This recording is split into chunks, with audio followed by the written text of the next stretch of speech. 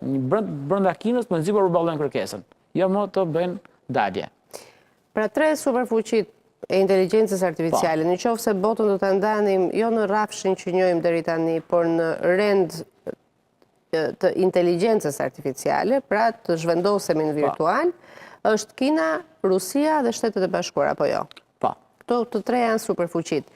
Tani do të posha Kina dhe Amerika, jo aq Rusia. Rusia jo. Është nuk po deklaron të paktën, nuk e dim ç'po bëhet. E lëm që së dim. E kuptoj. Tani Kina dhe Shtetet e Bashkuara janë në luftë, janë në përgatitje për luftë, apo janë dakordsuar? Janë në luftë dhe janë me nivel bllokimi, që momentin që Kina do avancojë me çipet, avancon inteligjenca artificiale kineze, dhe pastaj do duhen situata tjera politike që këtu pastaj unë nuk të jap dot.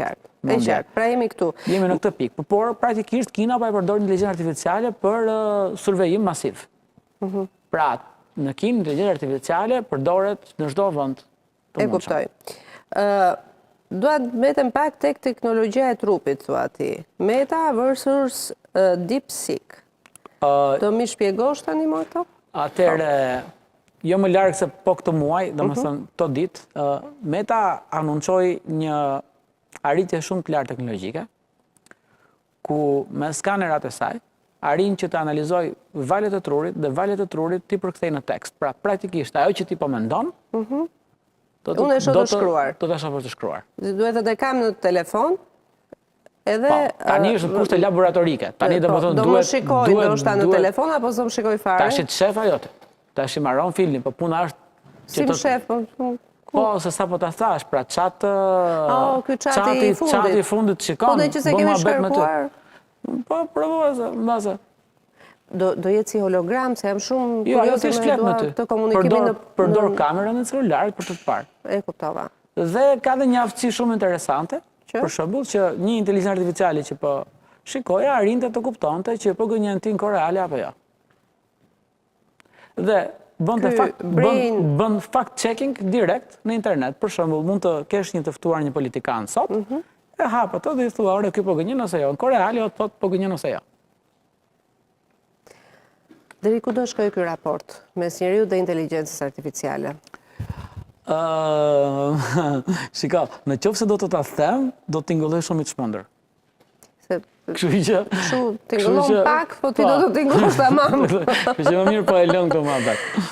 Por është më mirë të jepja një përgjigje se na lë kështu se në tani fillojmë të shfrenojmë fantazinë ku do shkojmë. Mjafton që të shikosh këtë që anoncoi Meta tashmë që me anë të skanerat lexoj dhe të përkthej valjet e trurit direkt në tekst, që nuk është arritje vogël dhe ka një kështu accuracy, ka një saktësi prej 68%, është goxha shumë.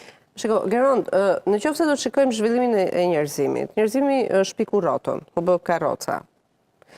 Më pas nga karroca erdhën ato, le të themi, trenat e parë me avull, me qymyr, filluan edhe anijet që lëviznin për 1 muaj, 2 muaj, 3 muaj, me qymyr pafund. Mbas tyre ishte ai që u quajt fillimi i kapitalizmit, kur dolën makinerit, morën punëtorët të godisnin makinerit, sepse zëvendësonin vende pune etj. U shpik elektriciteti. Mbas elektricitetit filluan të studiohej shumë molekula, u çmontua atomin, e mësuam elektronin, protonin, më pas erdhi kompjuteri. Pra, njerëzimi u duk sikur preku cakun e vizionit të vet, por përsëri e posedoi, e vendosi në funksion të tij dhe pa përmëtej. Kështu që njerëzimi i ka kaluar disa stade shumë të forta për të ardhur këtu.